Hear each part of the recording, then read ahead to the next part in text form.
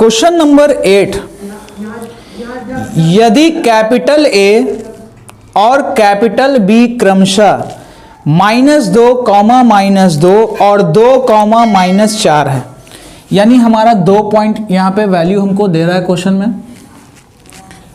ए का कोऑर्डिनेट दे रहा है -2, -2 और इस बी का कोऑर्डिनेट दे रहा है 2, -4।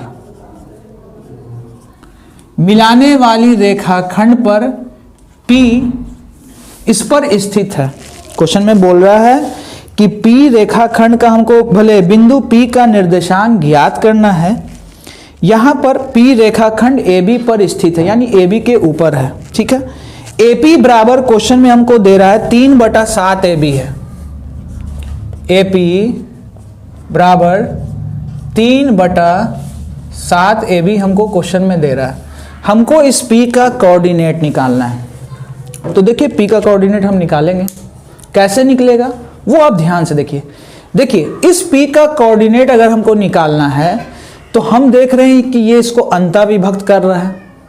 ठीक है, अब हमको ये चेक करना है कि ये मध्य बिंदु पे है या अंतःविभाजन पे है, अंतःविभाजन पे है या मध्य बिंदु पे है। ठीक है, तो हमको यहाँ नॉर्मली साफ पता चल रहा है कि ये क्वेश्चन मध्य बिंदु पे नहीं है, क्योंकि मध्य बिंदु का जिक्र करता कि इसके बीचों बीच में है, तो यहाँ पे ना समद्विभाजित है और ना ही इसको किसी पार्ट बराबर भागों में बांट रहा है। तो देखिए यहाँ क्वेश्चन में हमको इधर का वैल्यू चाहिए m1 और इधर का pb का वैल्यू चाहिए m2।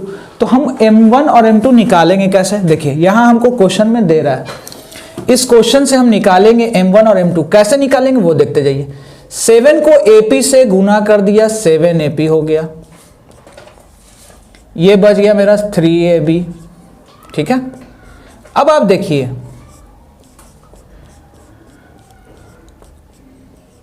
तीन गुना AP और PB को अगर हम जोड़ें,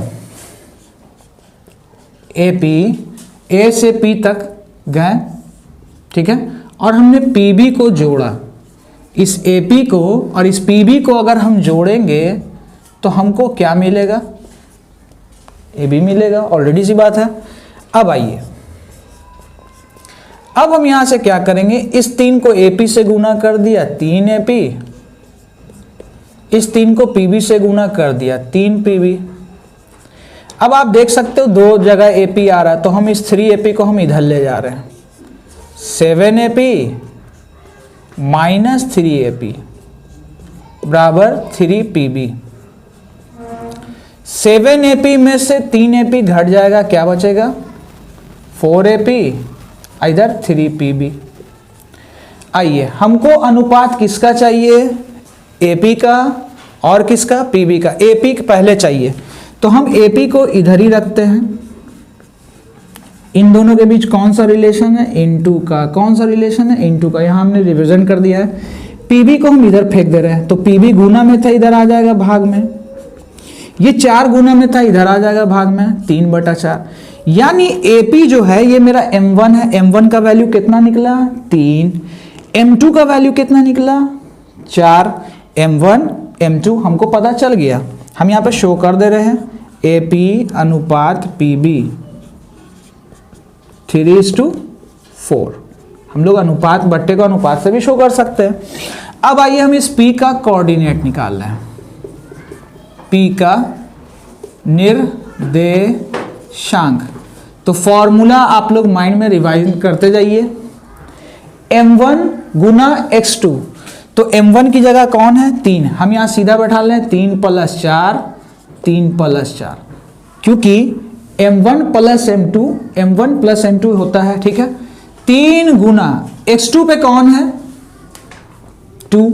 चलिए यहां लिख लीजिए x1 y1 और ये आपका x2 y2। पेंसिल से लिख के फिर अपना इरेज कर लीजिएगा।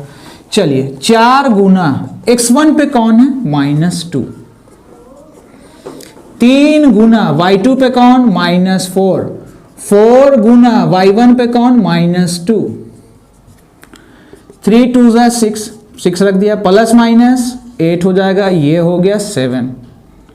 चलिए -12 -8/7 plus minus minus minus 2/7, minus minus plus यानी 20। अब इन दोनों में देखना है बड़ा कौन है 12, तो 12 के आगे माइनस था, माइनस। इस तरह से हमने P का क्या कर लिया, कोऑर्डिनेट निकाल दिया। अगर आपको वीडियो पसंद आई हो तो लाइक, शेयर और सब्सक्राइब करना ना भूलें। आज के लिए इतना ही, धन्यवाद। हेलो स्टूडेंट, एक्सरसाइज 7.2 में मैंने क्वेश्चन नंबर 8 तक बता दिया था। अगर आप लोग ने अभी तक वीडियो नहीं देखी है तो आप उस वीडियो को ज़रूर देख लेंगे। देखिए क्वेश्चन नंबर 9 है, क्या रहा है, बिंदुओं यानी 2 बिंदु है, एक से ज़्यादा बिंदु है। तो क्वेश्चन में यहाँ पे 2 बिंदु हमको दिख रहा है। ए का कोऑर्डिनेट पॉइंट है -2, 2 और एक बी पॉइंट है जिसका कोऑर्डिनेट पॉइंट है 2,8। हमको यहाँ 2,8 दे रहा है। जोड़ने वाली रेखाखंड हमने जोड़ दिया। सवाल में कह रहा है कि AB को 4 बराबर भागों में विभाजित करने वाले बिंदुओं के निर्देशांक ज्ञात कर। हमको इसको 4 इक्वल पार्ट में बांटना है। तो हम यहाँ बिंदु कितना लेंगे, 3। देखिए कैसे, सपोज दैट हम इसको ले लेते हैं P1, P2 और यहाँ से P3, ठीक है, P1, P2, P3। अब गिन लीजिए, A से P1 एक पार्ट, P1 से P2 दूसरा पार्ट, P2 से P3 तीसरा पार्ट, P3 से B तक आपका हो गया कुल मिला के 4 पार्ट। हमको इसको 4 बराबर भाग में बांटना था, तो हम बिंदु यहाँ पे 3 लेंगे।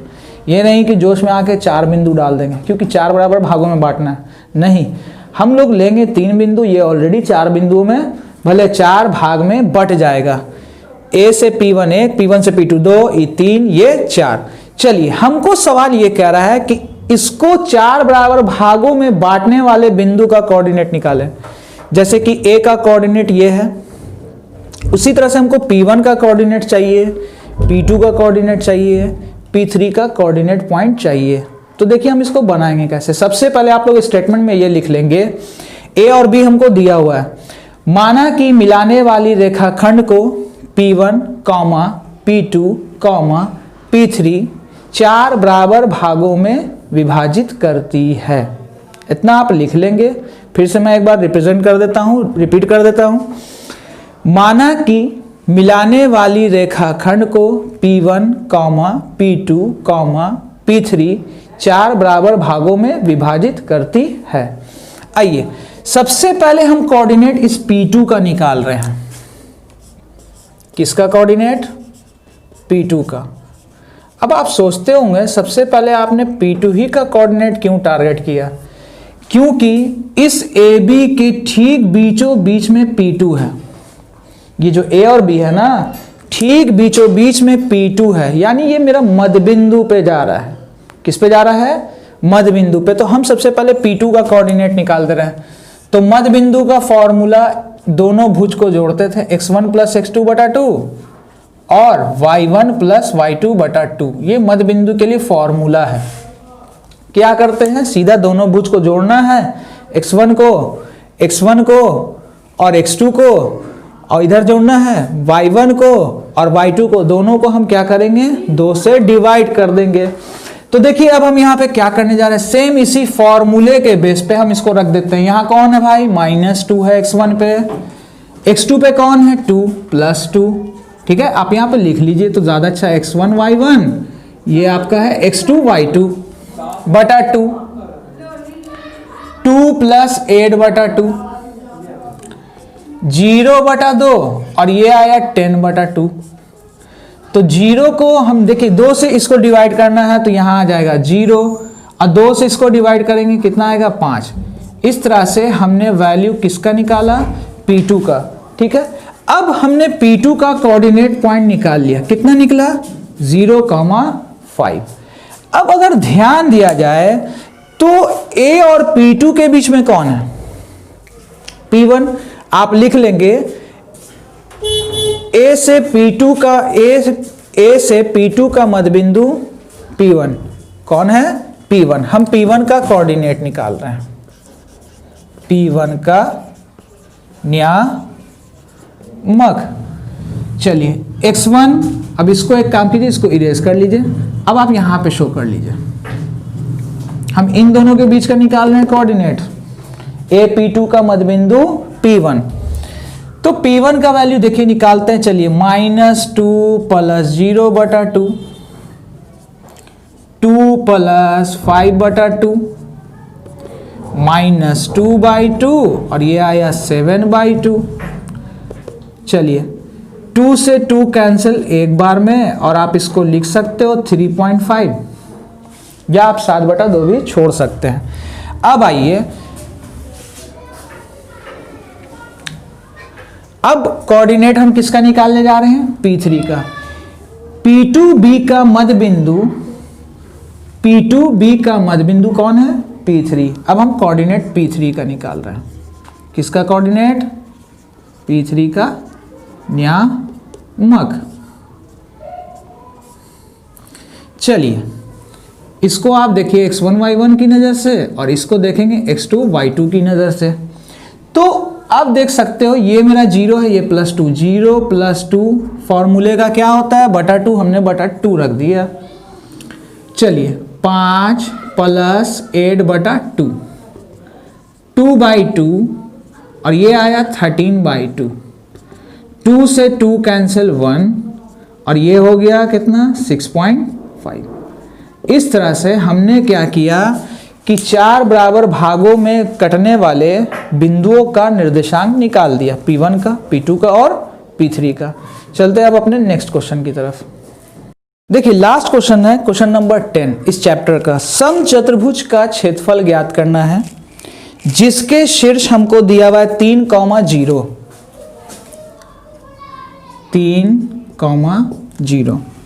अगला शीर्ष है 4,5, फिर अगला शीर्ष है -1,4, फिर अगला शीर्ष है -2, -11। समचतुर्भुज का शीर्ष हमको दे दिया है, ठीक है। क्वेश्चन में -1 है, सॉरी -1। चलिए हम इन सबको मिला देते हैं। ये हमारा क्या तैयार हो गया, चतुर्भुज, ठीक है। आइए हमको इस समचतुर्भुज का क्षेत्रफल ज्ञात करना है। तो क्षेत्रफल निकालेंगे कैसे, सबसे पहले आप ये करेंगे कि माना A 3,0, B 4,5, C -1,4, D -2,1 समचतुर्भुज के शीर्ष है। आप लोग पहले कॉपी पे नोट कर लेंगे। माना कि A 3,0, माना कि A 3,0, बराबर देने की जरूरत नहीं है। आप A 3,0, B 4,5, C -1,4 और D -2,-1 समचतुर्भुज के शीर्ष है। आप लोग रिप्रेजेंट कर लेंगे। देखिए समचतुर्भुज का क्षेत्रफल ज्ञात करना है, तो समचतुर्भुज का क्षेत्रफल का फॉर्मूला आपने मेंसुरेशन में भी पढ़ा होगा कि होता है 1/2 D1 गुना D2, यानी विकर्णों का गुणनफल। तो हम लोग क्या करेंगे, सबसे पहले हम लोग इसका डिस्टेंस निकाल लेंगे, किसका, AC का, ठीक है, जिसको हम यहाँ शॉर्ट में यहाँ पे लिख देते हैं D1, यानी हम लोग पहला विकर्ण निकालने जा रहे हैं। विकर्ण मेरा ये हुआ, ठीक है। तो देखिए इसमें से हम इसको घटा रहे हैं, 3 फॉर्मूले का माइनस और ये माइनस हो गया प्लस, 0 में से 4 को घटा रहे हैं, 0 - 4 का होल स्क्वायर, 3 और 1 4 का स्क्वायर, ये हो गया -4 का स्क्वायर, 4 का स्क्वायर 16, फिर 4 का स्क्वायर 16। और आप जानते हैं कि किसी पे पावर सम संख्या वो हमेशा पॉजिटिव देता है। 16 16 जोड़ेंगे 32, इसको हम 16 × 2 लिख सकते हैं। और आप जानते हो कि √16 का वैल्यू कितना होता है, 4, √2 यहाँ हमने रहने दिया। जिस तरह से हमने AC का डिस्टेंस निकाला, अब हम टारगेट करेंगे दूसरे विकर्ण को। तो यहाँ दूसरा विकर्ण कौन है आपका, BD। कौन है, BD। हम यहाँ D2 लिख दे रहे हैं, ठीक है। BD का दूरी सूत्र पे अब हम फॉर्मूला लगाएंगे। तो इस भुज में से इस भुज को हम घटा रहे हैं, तो देखिए फॉर्मूले का माइनस x2 - x1, तो माइनस फॉर्मूले का और इसके आगे माइनस है, ये हो जाएगा प्लस। 5 + 1 का होल स्क्वायर। ठीक है, आइए 4 और 2 कितना हो गया 6 का स्क्वायर, 5 और 1 जोड़ेंगे 6 का स्क्वायर, 36 + 36 ये हो गया √72। इसको हम 36 गुना 2 तोड़ सकते हैं, हमको हिंट्स यहीं से मिल जा रहा है। 36 2 बार ऐड कर रहे हैं, यहीं से आप 36 गुना 2 मार दीजिए। 36 किसका रूट होता है 6 का, हम 6 और ये 2 का पेयर नहीं बन रहा है, हमने 6√2 लिख दिया। समचतुर्भुज का क्षेत्रफल, अब हम लास्ट में लगाएंगे फॉर्मूला ये दोनों निकालने के बाद। ठीक है, समचतुर्भुज का फॉर्मूला 1/2 d1 गुना d2। तो आप देख सकते हो d1 पे कौन है 4√2, सो हमने लिख दिया 4√2। d2 पे कौन है 6√2, हमने लिख दिया 6√2। 1/2 4 को 6 से किया 24, √2 को √2 से करेंगे 2, √2 को √2 से करेंगे 2, ये 2 हो गया कैंसिल। आंसर कितना है 24, आप लिख दीजिए 24 स्क्वायर यूनिट। अगर हिंदी में लिखना है तो लिख दीजिए 24 वर्ग मात्रक। इस तरह से एक्सरसाइज 7.2 मेरा हो गया ख़त्म। अब नेक्स्ट वीडियो में आपको मैं 7.3 पढ़ाना शुरू करूँगा। तो आज के लिए इतना ही, धन्यवाद।